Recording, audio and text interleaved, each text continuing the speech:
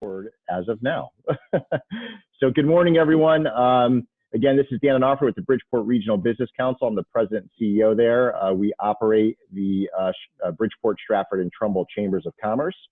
And we appreciate everyone's time, especially the gentlemen that are on the call with us today, this morning. We understand that it's a unique time that we're all in. And as these past few weeks have unfolded for us, in talking to many of our partners, we've heard a common theme of, it's great, all the things that we're doing in terms of providing content and information related to the government assistance programs, whether it's the PPP or the SBA loans, other items that are happening within the state. But one common theme we've been hearing is, especially from our business partners, the smaller to mid-sized business partners, is some mentorship in the way of talking to some of our local CEOs and leaders within our community to help help put them in a position and maybe share some best practices as we look to what the backside of this whole situation that we're in now and how do we come out of it strong. So we thought it'd be wonderful to invite some local folks, and we have Jeff Wright here and Chris Douglas, which I'll introduce momentarily, to join us, and they can share some of their best practices. And really the theme of this discussion is really just that, is, how do you lead in a time of crisis? And so that'll be the kind of the theme of the discussion today. And we are happy to partner with Sandler Peak, Sandler Training Global. They train and mentor executives and sales teams in improving their top line growth. For those of you who are not aware, Sandler is a 60-year-old private company. They're viewed by the industry professionals as one of the top training firms in the world. In fact, Sandler's time-tested training programs and methodologies are so highly regarded that the Harvard Business School recently partnered with Sandler to incorporate their cutting-edge sales training techniques in the school's curriculum. So we're happy to partner with them to help moderate this discussion today. And representing Sandler is Doug Rawady, who I've met very recently, actually. And Doug is a special guy, at least from what I've seen and known in the past few weeks that we've been engaged and having conversations. But he brings 35 years of B2B, B2C sales, marketing, management, and customer service experience. Doug is able to objectively assess an organization's problems and deficiencies and typically come up with one or more turnkey solutions that meet those needs and those issues head on. By looking at things holistically, he often discovers underutilized resources and assets that, when activated, help businesses realize greater performance and income than they previously thought possible. His uncommon mix of talents and competencies gives Doug a unique perspective and advantage that other coaches and consultants sometimes lack. And his focus on an integrated best practice strategy is what truly sets him apart from the pack. So we're happy to have Doug moderate this conversation. Thank you, Doug. And with that, I would like to introduce our two special guests this morning. First is Jeff Wright. He is the owner and broker of RE/MAX Right Choice. Jeff's got an interesting background. He graduated West Point in 1979, served our military for 5 years, attaining the rank of captain. In 1984, while still on active duty, he received his MBA from Oklahoma City University. Jeff started his real estate company in 1987 and is the broker owner, as I mentioned, of RE/MAX Right Choice with 8 offices throughout the state. RE/MAX Right Choice is the largest RE/MAX firm in Connecticut and one of the largest in New England. In 2003, Jeff was named the RE/MAX New England Multi-Office Broker Owner of the Year. And in 2007, RE/MAX Right Choice had the distinct honor of being selected as one of the 6 firms named a great office by RE/MAX International. 2018, Jeff was named the United States Multi-Office RE/MAX Broker of the Year Award. And in 2019, Jeff was the recipient of the 2019 U.S. Distinguished Service Award, which is RE/MAX's highest honor. So thanks for joining us today, Jeff. Pleasure, Dan. Yeah, and I'd like to also introduce Chris Douglas, president of ENCON Heating and AC. Chris started with ENCON in 1982 as a service technician, known as one of the hardest working men in the industry. Chris quickly acquired the experience and education necessary to advance in sales and engineering in 1987. He has the extensive industry knowledge of commercial HVAC design, installation, and building controls. Chris holds professional licenses in heating, piping, cooling, electric, and as well as solar technologies. Chris's his charismatic executive position is dedicated to excellence. And as ENCON's president, he leads by example and sets high standards for the entire company. From 2009 to the present, Chris has been involved with ACE Mentor Program of America and was the 2016 ACE Outstanding Mentor recipient. He's on the board of directors at the Boys and Girls Club, right in my hometown of Shelton, the Lower Naugatuck Valley, and is also the chairman of the Own Your Future Foundation. So Chris, welcome as well, Jeff. And Doug, I'll pass it off to you to get the show started here. Thank you very much. You're welcome. Thank you for those great introductions, Dan. Now we have to live up to those. So the idea, the format here for those of you who are watching this either live or in recording is we've got a handful of questions we sort of put together in advance that we thought would be relevant to all of you, and these gentlemen would be uniquely qualified to answer. And we've got the chat. I think, Dan, correct me if I'm wrong, I think we have the chat window or box available. So certainly feel free to throw a few questions out as we go if we're able to. We'll try to address those as well, but we want to make sure that we stay a little bit on point. And we're going to give each of these guys an opportunity to answer the same questions in kind of alternate order. We did a virtual coin flip before we started. Chris kind of won the toss on that one, so we're going to start with him. And I'll lead with a question that is it would apply to everybody uniformly. And that question is, how and in what way has your business been most impacted by the coronavirus pandemic that we're kind of all living through right now? So first, let me say thank you to Dan and to BRBC and to Doug and his team at Sandler Peak Performance. A gratuitous plug for Sandler and Peak Performance. They've done some really nice things for ENCON, so thank you for that. Yeah, this virus has really, it's impacted us significantly. 8 weeks ago, we thought we were humming along nicely and that we were going to be able to ride this thing out. And then really our customers got really queasy about us being in their homes and or their places of business. So that began a series of cancellations, postponements. And we have a lot of people here. We have a large work staff. So we quickly found ourselves in a position where we had more people than we could send to locations. Add to that the fact that New York State shut down non-essential construction many weeks ago, and we have a significant amount of projects in New York State. So those folks were affected as well. We couldn't send anybody across the state line to work. We were getting pressure to do so, but we didn't want to take the risk. So the huge slowdown, it just came to a screeching halt. And so we had to really step back and make some very, very quick decisions. And we quickly went to furloughs and really just hunkered down, went to furloughs. Currently we've got 36 employees on furlough. They've been great about it. We've got 9 others that are out on some sort of leave, either taking care of a family member or a child or children who are home from school. And we're sort of in a hunkered down position here, and we're just trying to ride this thing out. But without question, revenues were impacted for March. Revenues are going to probably, well, it looks like not probably, definitely be more impacted for April. Again, we're hunkered down and we're trying to ride this thing out. And our people have so far responded really well. That's great. Jeff, I'm sure you have perhaps a little bit of a different spin on that, but please share.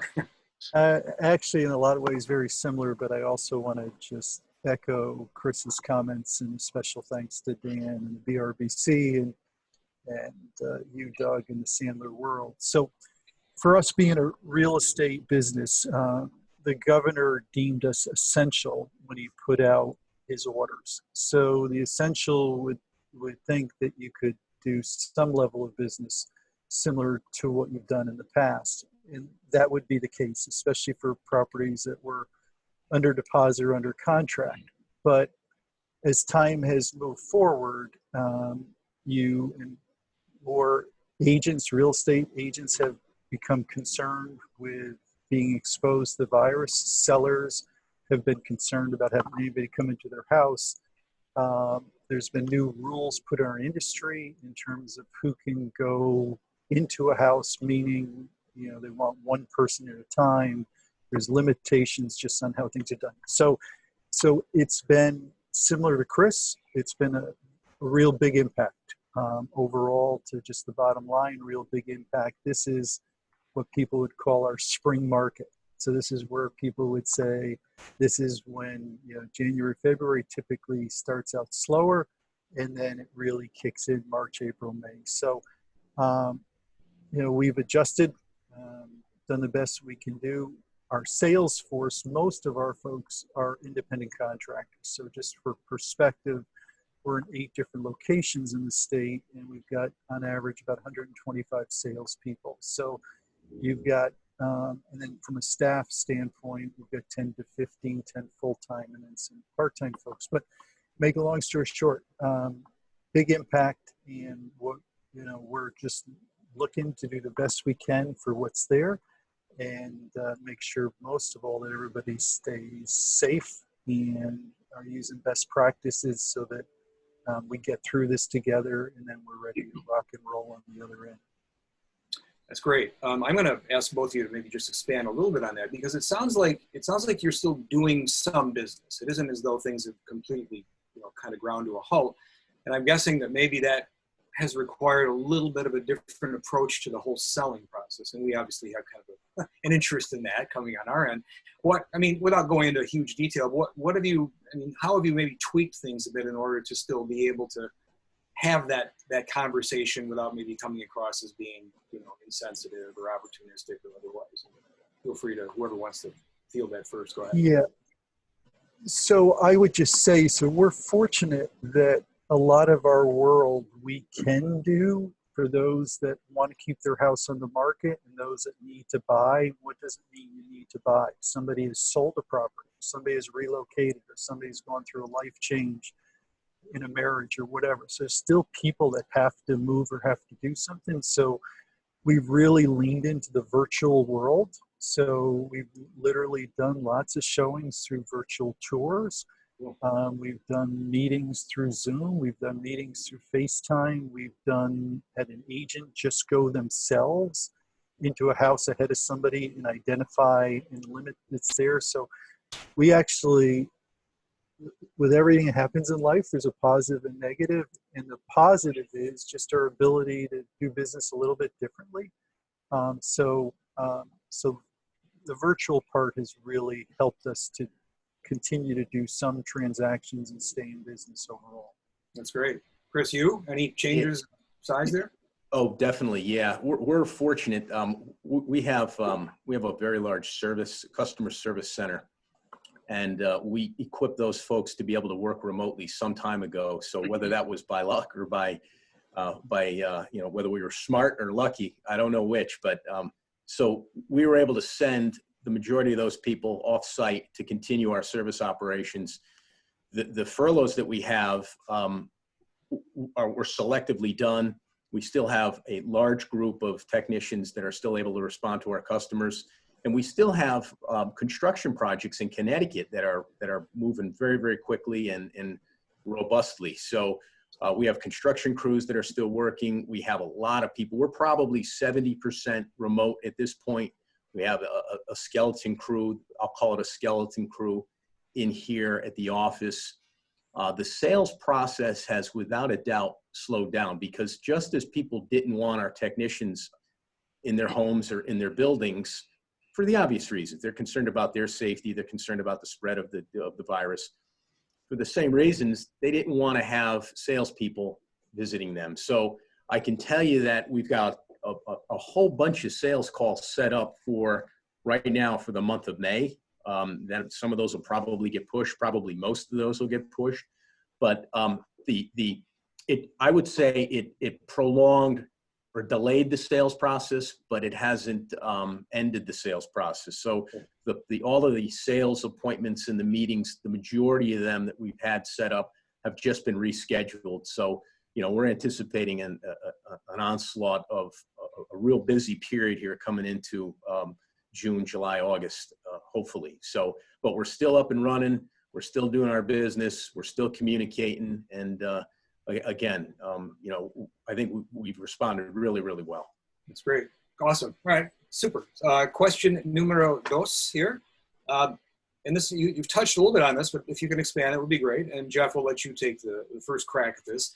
What kinds of messages are you communicating to your, I'm going to say employees? I realize a lot of your folks are independent contractors, but let's consider them to be a part of your team. What are the, messages of encouragement or support or whatever you're doing? Yeah, so I think one of the most critical things we could do as leaders, just overall, is to make sure that our organization is focused on just staying positive, staying strong, staying safe. The mindset part of all of this, I think, is a huge deal. Although we face change every day in life, this is a kind of change that's unprecedented for a lot of people. So we have a real strategic approach just overall, which is, we're literally doing 2 to 3 Zoom meetings with webinars that our staff, our agents are invited every day, Monday to Friday. And as part of that, one is really to just help that mindset, help them with change, help them with barriers to success, help them with fears overall. I mean, we did a program with Sandler over the last 4 weeks that literally just deals with building blocks of success and deals with barriers to success and fear.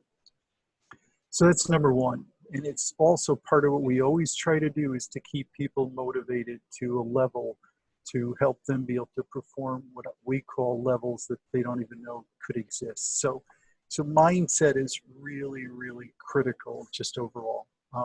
So that's number one. Number two, we've really said to everybody, let this be the opportunity to just get better. We have tons of tools and things to learn in our industry that when top sales performers get busy, or any sales team, some of that stuff gets pushed to the side. So we're focusing during this time with Monday to Friday, having every day some technology and tools that can help them improve. And then with all of that, there's still people that have fear at different levels, have concerns at different levels. So we do other things. We literally, I'll go, when this first started, every day, I'd leave what I call a rock star update for our team, my rock stars. And it would just be a quick video message through BombBomb, that just a minute and a half, telling stuff going on, but just literally, I miss you, love you guys, encouraging them, staying positive, stay strong, most of all, stay safe. Let us know how we can help you. Today, we'll do a virtual happy hour with a twist with our company at the end of the day to be able to have everybody connect and stay focused. So I think as leaders, I think the most important things we can do is just embrace our people. I think that's every day. I think no matter what, but I think right now it's more powerful to help them with mindset and help them know change is normal. We'll get through this together. It's super. Chris. We're doing many of those same things. What I've been doing is really providing what I'll call straight talk. I set the happy talk aside, provide straight, honest feedback as to where I think our business is going, how we're being impacted, just being bluntly honest with the employees. But at the same time, reassuring them that throughout our history here at ENCON, we've had some really, really bumpy times and we've come through them, and we're a really strong organization. So I provide that feedback. I do a lot of what we call MBWA, managing by wandering around, and seeing people and trying to, practicing distancing, but seeing people. I've been doing a series of what I call episodes, update episode 1. I'm up to episode 6 now, where really what they are is very informative emails to the entire company, where again, I provide feedback and I provide a status as where we are to date. And just again, giving the employees information, and the feedback that I get from those emails is very, very positive. People like to hear feedback, and they like to hear honest feedback. And what I'll try and do is also in those emails, I'll try to sprinkle in some reassurance and some positive reinforcement. I'll often put in some things that I've learned through the years that other people have given me. One example would be just taking this time where we're all locked down in our homes and using it as an opportunity. And Jeff mentioned this, but using it as an opportunity to get better yourself, to work on yourself, to think of things, or to do some of the things that you've perhaps wanted to do for a long time and have not been able to, or have maybe made some excuses, reaching out to family members, reading a good book, working on something that, it's been on your to-do list forever and you just haven't gotten around to it. People, you've heard the phrase, sharpen the saw. Now's the time to sharpen the personal saw, so that, you've got this downtime, don't waste it, use it. And I've been encouraging the employees to do that. And again, the feedback has been really, really positive. And we're just out in front of them, communicating, providing good, honest feedback, and trying to, again, Jeff mentioned this, different people take information and news like this in different ways. And we've had some people that seemingly are not troubled by what's going on in the world, and others are very anxious and very concerned. And so, you have to be open-minded, and you have to talk with them all, and you have to try and listen to them, hear them out. And if we can't help them, if I can't help them, I remind them that we have here we have what we call our EAP, our Employee Assistant Program, where they can use that, and they can call someone and talk to somebody in confidence, and somebody will talk them through, some of their bigger concerns. And, we've been doing things like that. But I just, again, honest feedback, regular feedback.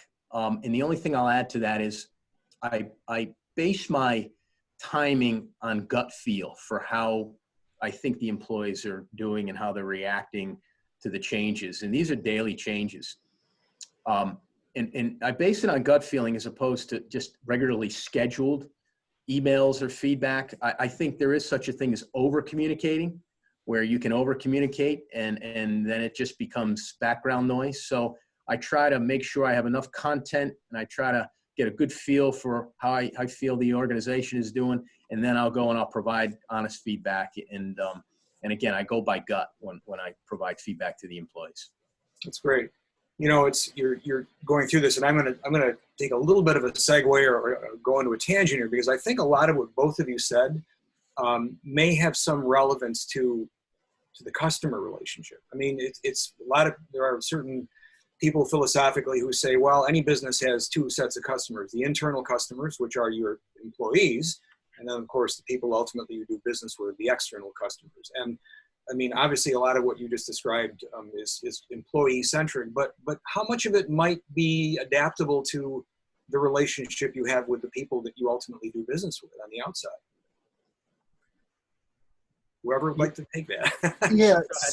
Yeah. And first of all, I want to say, Chris, you'd be a great partner with me, because honest to God, everything you said, I'm the eternal optimist, so it may be rosier, but we do the same kind of things. I think it was marvelous, some of the comments you made. So Doug, for us, nothing has changed in terms of who we are. We're an organization that literally we say in order to work at our firm, there's 4 things you have to have. You have to have integrity. You have to see the world through a positive lens, with positive culture, positive environment for all we interact with.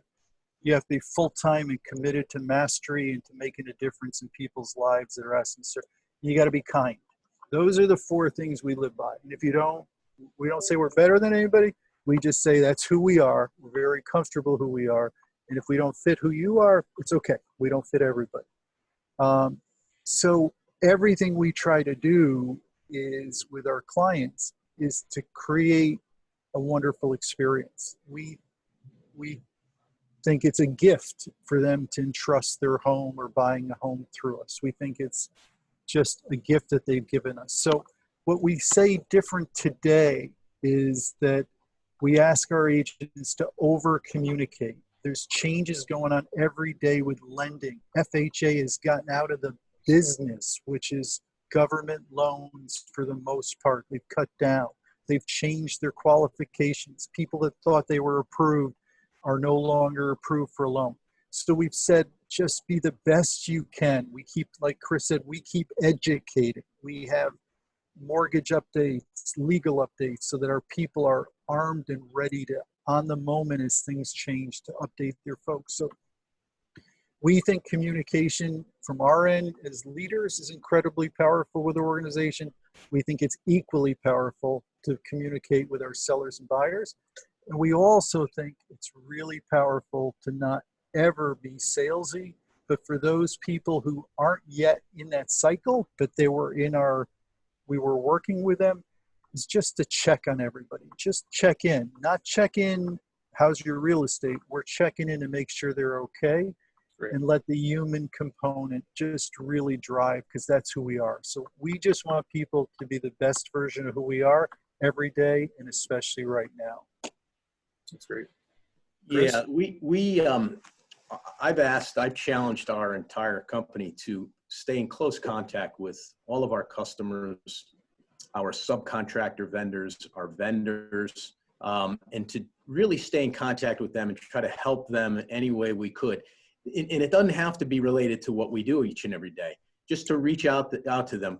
We're a relationship business, and I think that the relationships that we have with our customers, our vendors, our business partners, these are the things, these relationships are going to carry us through this crisis and help us rise out of this crisis. And the people on the other end, meaning the customers and the partners and the vendors, they also want to hear from us, and we want to hear from them. Relationships, I think, are they drive business, they create trust, and trust is the lubricant for conducting business forward. So I've really tried to inspire our people to reach out to our customers, stay in close contact with them, and to not let the customer experience, Jeff mentioned the customer experience. We're very, very big on that here at ENCON, and we live by that. We live by creating a customer experience. And what I've said to them is, look, let's not let that customer experience slip. Let's continue to provide that experience, because quite frankly, when you're working from home, you're remote, you got technology issues that come up, and we don't want to let any of that stuff get in the way of how we provide that customer experience. So it's really, again, it's just about communicating, reaching out to the customers, making sure that we're there for them when they need us. What I did early on is I crafted an email to our customers explaining to them how we were going to make sure that we were safe in their homes, in their businesses, and what we needed from them in return to make sure that our people are safe when they go into their places of business or their homes. And again, I was specific in the detail on how we were going to go about doing that, and the feedback that I got from well over 6,000 emails that I sent out was extremely positive. People want to hear that. They want to hear how you're going to protect them. They want to hear what you're going to do. And just the fact that I told them we were going to be open for business put a lot of people at ease. So again, communication's key. Chris, just a quick aside, because I think your company's involved in some sort of an initiative where you're giving filters or something to healthcare workers right now, and I want to give you props for that, because that's thank you for bringing that up. And I was going to do a shameless plug at the end, but you beat me to it. It's called Operation Filter Drop, and what it is it's we put out we set up a separate website, and we're trying to cater to the healthcare professionals, doctors and nurses. And what we do is they go on our site, they register, and if they have a warm air heating system in their house, we will drop off a what's called a MERV 13 filter, which is a very high efficiency filter. We will put it in a plastic bag. We will deliver it to their doorstep. We will leave it on their front porch. We will ring the doorbell. We'll back away and we will leave it there. And then we will notify them that it's there. Free of charge, doesn't cost anything. They need to change it because obviously we're not going into their homes. They need to replace their own filter. But what a MERV 13 filter does is it helps filter the air a lot better than a standard filter that you would go to Home Depot and buy, for example. So we're doing that, and I'm going to look down here because I got some numbers on that just to real quick. I think we've got so far we got 16 hospitals, 32 towns, and 65 families that have taken advantage of that program. That's So awesome. yeah, it's a way of giving back, and again, people want to make sure that they're safe at home and that their families are safe That's while awesome. they're in the home. Well, I think you're touching on something, and you're in a kind of a unique position to be able to make an offer like that, so to speak. But I think and this is a little bit off topic, but maybe relevant, is like as a business, if you can, especially now, if you can be a steward of good deeds and be a giver and make a contribution that sort of goes outside of just the normal service you might provide or otherwise, I think that's, I hate to say it's a positioning strategy, but I think there's no downside to being goodwill. Doing what you can to the best of your abilities to help people get through this. Wouldn't that be a fair thing to say? No question. Absolutely. And what we've also done is we've gone and we've created a series of videos that touch on indoor air quality, particularly in buildings and in homes, and how people can improve their indoor air quality. And there, you go to our website, you can connect right to them through our social media, through LinkedIn and through Facebook. And they're short videos, but they're very informative, and they're done here in-house by one of our managers, who's also a professional engineer. And so I encourage everybody to go look at those as well. That's great. And you set up a great segue, because you said social media, and one of the questions that we were wanted to pose to both of you. Do either of you have a preferred means of communicating with customers at this point? Is it social media? Is it email? Is it pick up the phone? I'm sure it's some combination of the above. But what are you finding that customers and prospective customers are kind of resonating to, if anything? What's working for you in that area? Either one. Go ahead, Jeff. Yeah. So for us, our client and customers are, the whole gamut of age difference in what's there. So first thing we focus on most of all is just to communicate well for whatever it is. What we end up, people will use FaceTime, and people will do, the virtual tours that we talked about in the communication. But as an organization, what has changed is just the world of Zoom, just on how much stuff we're doing as an organization internally, and for our folks to be able to train and do stuff with them. But in terms of our client for our business, it's really a one-on-one with our agents, doing a great job with them, much more than coming from me or from our leadership team, because it's a different business interaction than perhaps what Chris's would be overall. I think they identify more with Chris's as company, and ourselves, a lot of them identify with that one-on-one with that agent who represents that. And I'm guessing you made a good point, because you are dealing with different age demographics and such, that you probably have to be kind of adaptable. Some people probably like to, text or use the phone or whatever the case may be. And I'm good times or bad times. This is not unique to COVID, but probably whatever works for them would be your preferred vehicle of communication. Fair to say that? Yeah, totally fair. Totally fair. What technology has done internally for our business has changed how we're going to do business going forward. Literally just some of the stuff we've streamlined and we've changed, the opportunity that this COVID has created for how do we do business better. We went March 17th, we shut down all 8 offices and sent our entire staff home. I love that Chris, part of his leadership is walking around, observing what's going on, managing by walking around. we don't have people in our offices now. So we're totally shut down. But the technology, we're set up so that we do business like we were here. Nobody knows that we're answering the phone, not here. We process all our, we do a couple thousand transactions a year. All of them get processed through technology. So we do all the same things, but we're getting better with the streamlining and how we'll interact in the future overall. That's great. Chris, how about you? Yeah, we're getting a lot better as well. Like everybody, we're doing Zoom and Microsoft Teams, and we're doing a lot of virtual meetings.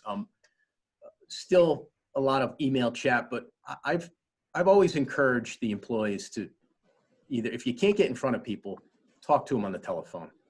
And this is whether we're in COVID-19 period or not. I find that a lot of times we have a tendency to get too hung up on email, and you lose the personal, the effectiveness that goes with personal communication. So I try to encourage our people to pick up the phone, have a telephone conversation whenever they can. I mean, email obviously is very efficient, it's very effective, but it could go too far the other way. So again, I've been encouraging our folks to have telephone conversations, to stay in close contact, be it email, and then we're doing a lot of the Zoom meetings, a lot of instructional things online. We're having construction meetings. In fact, I have one this afternoon at 1 o'clock where we're going to have a team, team of contractors on a meeting. So we're doing a lot of that type of stuff, as I'm sure everybody is, but learning how to use this stuff. So, look, some of us are beyond that age, where, no offense to anybody out there. Who's that? We're beyond that age where we're not used to this stuff. So, but we're all learning how to do it pretty darn quickly. So, and it's been effective. And you know what? I could see it continuing even long after we're done with this COVID-19 situation. So, well, you touch on a good point. It's been like, almost like for many of us being thrown in the deep end. It's like, here you go. It's like the sink or swim thing. And yeah. Whereas I think many of us might have looked down the road and thought, yeah, this is going to become more and more important, more about how we do business. It's like, okay, now you have to do it. It's like, it's not even, not even really a choice or an option. You have to. My kids laugh at me. They're like, no, you got to do this, bing, bang, bang, boom, and then, and it's done. And I'm just trying to figure it all out. But I'm dangerously good at it now. Doug, one of the things I would add too is that if I was to say for our sales force, and again, we all communicate differently with clients, but I would say for our sales force, Chris made a great point about if you can't see them, call them. Yeah. We're also, if I could have everybody in one of the checkoffs with technology during this period of time, if they could all get comfortable with a video message to clients or people, because to Chris's point, the reason why I want them to see or talk, at least they can hear. If they can video message and send, people can see that emotion or that inflection or how they're feeling about something. So we're really working hard. Every week we have multiple things with technology to help people to embrace that, because I think it will make a big difference in our client service, client retention, staying in contact with people, even as simple as saying happy birthday and happy anniversary and whatever it might be. Well, and we'll leave this topic in just a sec, but I wanted, you bring up another great point. This, and I'm going to say this, Zooming or video, whatever, this is like the next best thing to face-to-face, isn't it? Really? If you can't be literally face-to-face with someone, this is almost as good. Yeah, I would say that. Yeah. I would agree with that. And again, it's been available. The technology's been available for a long time, but people resist it. And we've been forced into a situation. We've been forced in a lot of ways out of our comfort zone, and we're forced to learn it. And now that we've learned it, it's like anything else. Then now you're into it, and you may as well start using it. And I think now in particular, when there is so much kind of anxiety or uncertainty going on, at the point of being like picking up the phone or doing this, it adds, I think, comfort to the relationship, because there's, an email versus having somebody talk to you on camera, or at least hearing their voice over the phone. It reminds people that there are still human beings here, that we're all kind of in this boat, and we're all hopefully rowing in the same direction and trying to, get through this. Yeah. Doug, and another comment I'd make is you heard Dan say as he started the program is that they're going to record the session. So one of the things we've done is on our internal intranet, we have set up a tab for all the programs that we're doing. And we've always recorded, but we're doing so much stuff right now that they're all there. So going forward with a sales organization, Chris and I may have messages that you can't get everybody to get to or to hear based on what's there. This platform allows Dan to build a library for all of their clients, allows us to do with all of our internal staff and agents. So really powerful benefits that we could spend a half hour talking about all the things that we've changed that will really help us, I think, streamline going forward. And Doug. Dan, go please. Yeah, super quick. Just a quick follow-up for Jeff. You mentioned some video messages, and I think you mentioned it in one of your earlier comments. Is there a specific application that you're using for these, shorter connection points with your prospective clients or your existing clients? Yeah, so they call it an iPhone. Okay. Honestly, so all we're doing, honest to God, and I'm the least, and that wasn't meant to be a wise guy. That's from my St. Catherine's friend. Great. You heard Chris say about technology and people laughing at us and us guys trying to catch up. I'm in Chris's boat. Like, we're in the same boat on so much of this stuff. So I literally, we use just an iPhone, or we have a BombBomb program internally or something, because BombBomb tells me who opened it up, and it tells me how long they listened to it. So for my own staff, my agents, I want to use this BombBomb application because I want to know who has listened or whatever it might be. But the simple iPhone, just if you want to leave a video message for anybody, we have agents that will leave a public open house, have just met somebody, and want to be able to just send a thank you. And instead of sending an email or text thank you, they'll literally take and just say 20 seconds. It was really great to meet you. If there's anything I can do further, please let me know. Have a wonderful day. Major difference than just getting an email that looks like it's, they've sent it to everybody else. So. And not to go crazy on this whole video thing, but again, this is such a great point. And I think that the people who have got a little bit of a discomfort with, being, on video or otherwise, this doesn't have to be, Martin Scorsese quality communication. I mean, in fact, perhaps the more natural and maybe unaffected it is, the better, because it's all about transparency, isn't it? It's just like having a real, genuine human interaction, and you don't need the perfect setting, and you don't need the perfect lighting, as long as you can be seen and you can be heard. That's more important, I think, than getting everything perfect, isn't it?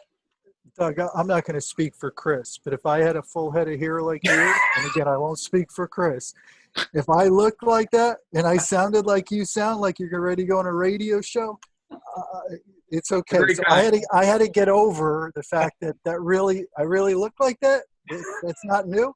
And I really sound like that. That's not new. So, yeah. So anyway, once you get past that, I think you can rock and roll with it. For sure. Well, there was a comment, and Jeff, I think you may have said it, and it was again a great segue, because one of the things that would be worth maybe communicating to the audience that's here now is, what do you guys see as the kind of like the value of the BRBC, or an organization like the BRBC, to members? How is this important, and how can they be maybe even a greater resource to members? Obviously now, when everybody's kind of doesn't know up from down, but just in general, what are your thoughts on that? Either one of you, again. I think that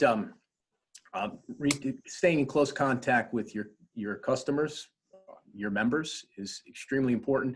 I think with this video technology that we've been talking about now for the last few minutes, perhaps regular, just, I call them stand-up meetings, where we get together for 5 or 10 minutes and we don't sit down. It's by design. We don't sit down. We stand up. We have quick discussions just so we can exchange ideas. For small businesses to have a place to go to be able to share ideas, to solicit information, to use as a sounding board, I think that's how I see BRBC, and I think it's extremely valuable. I'm fortunate in that we're part of a nationwide network of organizations, of companies, so I can pick up the phone at any time and I can call somebody in Florida, or I can call somebody in Chicago or Arizona. Some other small businesses may not have that opportunity, and that's where I could see BRBC filling that role. Great. Vitally important to be able to do that. Yeah. And Doug, what I would add to that, and once again, I'm going to start calling Brother Chris because we see the world similarly. We really do. And so what I would say is one of the greatest things we've done during this time is we, again, call these folks that work with us rock stars. I call them, the world doesn't call, I call my rock stars. And what we've done is we've taken a couple times a week our top performers, and I'm talking about highly, highly successful, top 1% nationally in the industry, kind of high performers. And we've spent an hour and we've gone through 25 questions that talk a little bit about them and their best practices and what they do. And the feedback I continue to get from our staff, our team, is this is unbelievable, the sharing of what's there. So I'd be saying to Dan, I think that stuff like lessons in leadership, anything that a BRBC can do to fill gaps in understanding membership, because a lot of the small, mid-sized members don't have some of the tools available or the resources, don't have their own HR department, don't have whatever. And then I find that even the bigger firms with the right subjects and the right sensitivity, I think it's just powerful. I mean, it's always been a place to network. It's always been a place to get to know other and share business and use each other. But I think in today's world right now, it's lessons that people can literally, if they can't be in this program today, they can go to your library and you can all of a sudden, you'll watch with us. We may have 100 people in a program. We end up with 250 people watching it later when what's there. So I think that what Dan is doing, I think just not because Brother Chris and I are in this program with him, but just the concept of what this is, I think is incredibly powerful. I would agree wholeheartedly with that. I would agree. Through the years, you know, we all go to seminars and I've been to so many that I walked away thinking, boy, I didn't really learn anything from that. And then, you know, 18 months, 24 months, 60 months later, you come up with an idea and you say, boy, I heard that idea and it was at that seminar that I didn't think I got anything out of. So having the ability to go back and look at these, you know, these sessions could be really valuable to some folks. Well, those insights, I mean, and when Dan and I first started discussing this, you know, this as a vehicle, those are, in one form or another, will be of value to, I would think, almost anybody who's watching this, either now or down the road. We're kind of getting relatively close to the end, so I want to do a wrap-up question for both of you. It doesn't have to be like exhaustive, but just in very broad sense, is there just one single piece of advice you might give to fellow business owners of any size or otherwise who are struggling with current conditions? What one thing might help them get through it? You've offered a lot of stuff already, so just, you know, what is there a single thing that kind of sticks out for you? Jeff, I'll start. I would say, well, first of all, for this particular crisis, I would say immediately, if you haven't already, and if you could, take advantage of the bridge that is being offered through either the PPP or the Economic Industry Disaster Loan. Take advantage of that. First off, number two, and probably more important, is look at your business. Use this as an opportunity to really do a deep dive on your business.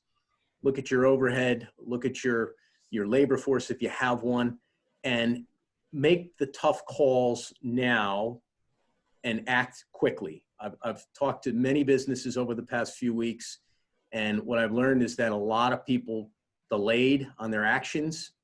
They didn't want to make certain decisions, and it worked against them, and in some cases it hurt them. I think bold, decisive action is required in times like these, and then once you get through this, after you've made those difficult decisions, then really continue to run your business, run it like you're broke, like you don't have a dime in your pocket, and at the same time, find a way to increase your customer experience.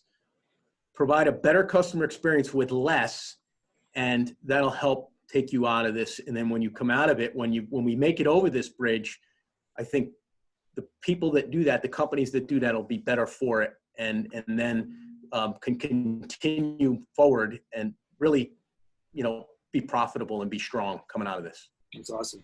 Jeff?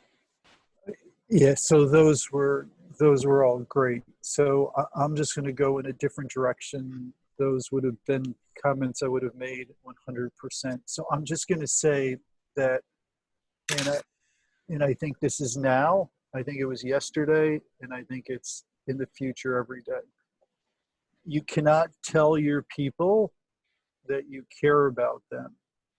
You cannot tell your people to trust you. You need to show, you need to take action where your people feel like you are there for them, that you are trying to help them lead way out of this. And again, I can't emphasize enough. I listened to Chris. There's no doubt in my mind that he's got a servant heart for his people. And I think a servant heart for what we're doing is more critical now than ever. The second thing I would say is that your people are looking to you to lead. They're looking to you to have some kind of blueprint to help them get through what we're doing. And I think they're always looking for something that's there. So, I purposely talked to Sandler about doing a program with the barriers of success or building blocks for success. We did something called the Power of You, how to have success in a changing market. I think you've got to lead in multiple ways right now. Everybody, whether you have 3 people in your organization or 3,000, your people have to feel you care. Your people have to feel pride in where you are. Your people have to feel you're in the same team, all going together to try to get through this. And then you have to have all those business practices that Chris talked about, the things you got to do to make sure you survive. Because if you can't survive, it doesn't help anybody. It doesn't help anybody. Yeah. Doug, I just want to add real quick to that. I couldn't agree more with Jeff. I think he nailed it. And I would say leadership presence is extremely important during times like these. One of the things we've done here is we've challenged our leaders to be available, to be present, so that people can see them and talk to them. Going out and finding a place to hide is not it's not a time to do that right now. So leadership presence, I think, is extremely important. Being available for the employees, and Jeff talked a little bit about this. I think authenticity is what's most important, and that is be genuine, be real. People know when you're not, and you really have to say thank you for helping us through this period. And it has to come from the heart, and they have to feel it.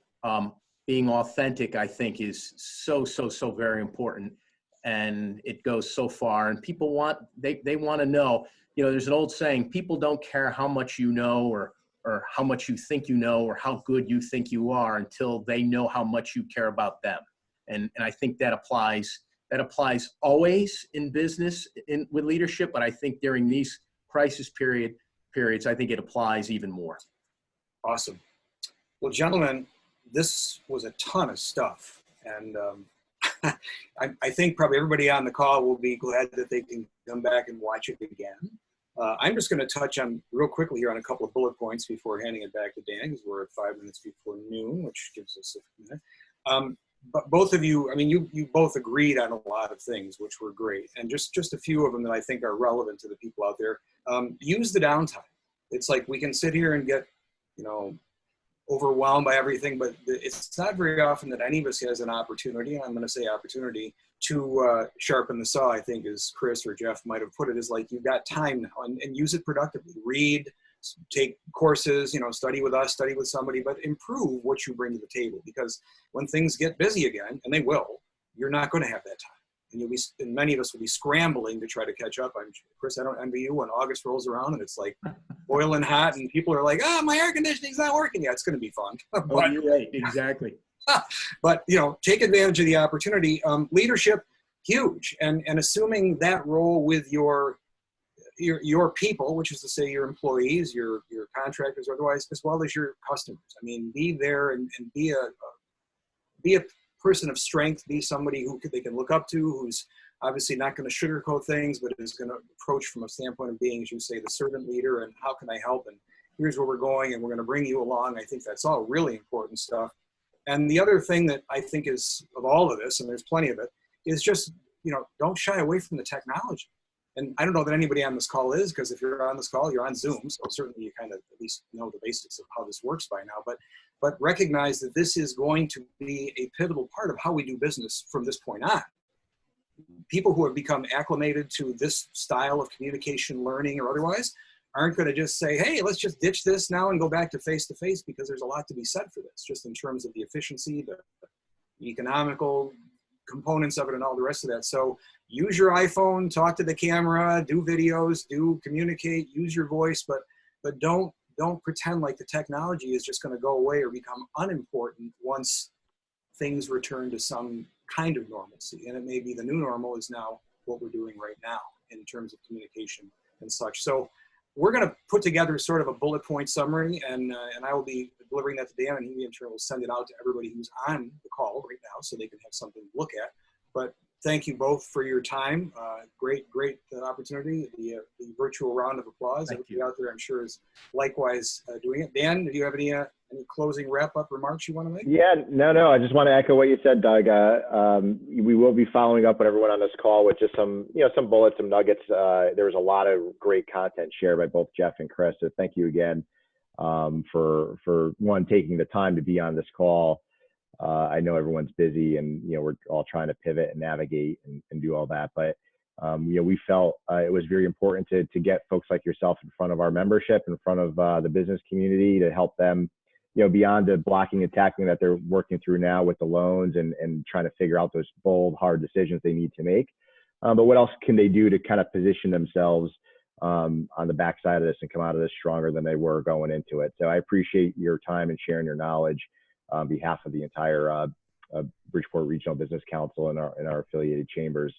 I think this is going to be a valuable program going forward. And on that note, we are anticipating on doing several of these. We probably won't be doing them every week, but we'd like to invite some guests, again, some other folks, some other leaders throughout the region to speak to our membership and to provide their insights and share some of the challenges that they're experiencing, but also to provide some information on how you can take some of their experiences and implement it into your own business. So look forward to sharing that information as we nail down some more shows in the future. And thanks again, everyone, and look forward to crossing paths, whether it's virtually or as things open up in person very soon. Thank you very much. Thank you very much. All right, folks.